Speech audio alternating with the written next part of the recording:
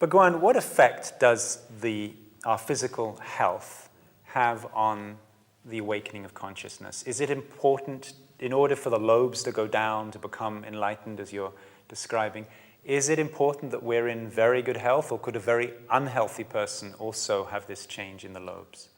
An unhealthy person also could have a change in lobes, but if you are healthy and the lobes go down, your awareness is at a much higher level.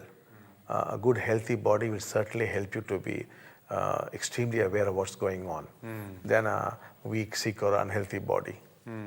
But you're saying somebody could be quite sick and still undergo this shift in the brain? And still undergo the shift, yes. Yeah, I see. That's possible. What about Ayurveda? It's an ancient healing technology, and the thing that marks Ayurveda as unusual is that it emphasizes spiritual development as well as physical healing, and sees them as two. Yes. Do you feel Ayurveda has a role in the dawning of a golden age? I think Ayurveda can play a very important role.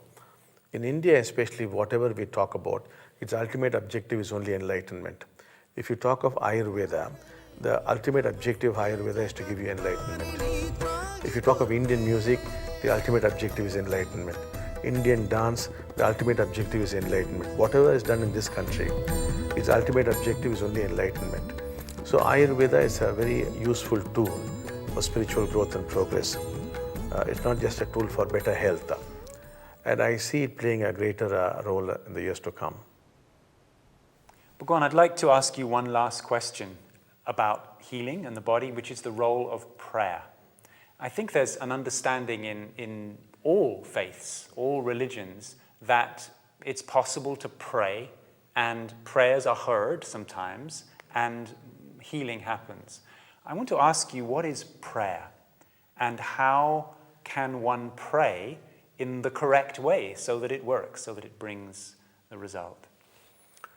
As far as we are concerned, we believe that prayer is nothing but a bond between you and God, or the source of all creation.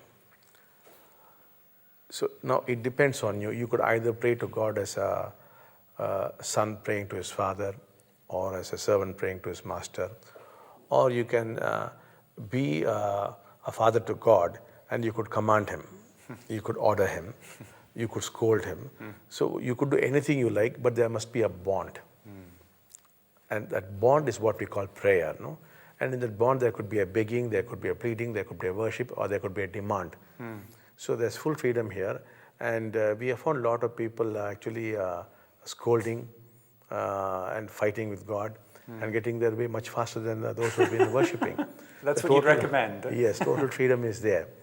But the key essence is that bond. So we remember of a boy who had come for our program. It was very cold. So he was shouting at the top of his voice, Bhagavan, Bhagavan, make this water hot. So nothing happened. And the water was getting colder. So finally he yelled out, Appa, in Tamil, which means father. And the moment he did that, the water became hot. Because in that word, Appa, father, there was a bond. So it all depends. And in India, people are very free to use any kind of relationship. So it is completely, it is their domain. So one can't define for them what is the relationship they should have. It's purely personal. So if you wanted to give someone the beginner's guide, yes, how to pray in 3 easy steps, what would be the simplest way to explain how to pray? I would say, to whom are you closely related? To your mother or your father or your friend or your teacher, and put God in that framework. Suppose you had a very good bond with your teacher and you're a student, make God your teacher. Suppose it was a very good relationship with your mother, a very playful relationship, then have the same relationship with God. Or let us say you're actually attached to an enemy because you're all the time thinking about him, then make God your enemy also, still it works. So the question is how much you relate. If you do not relate, your prayers fail. I see, I see. But the relationship could be anything. It's purely personal. Good. That's why no two people in India have the same kind of relationship. It comes from their own traumas, their own background. And if they had a very good friend, they would think of God as that particular friend and then relate to him. So it sounds like you're saying God has infinite faces and we can choose Yes, the you can face. choose. Yes, I see.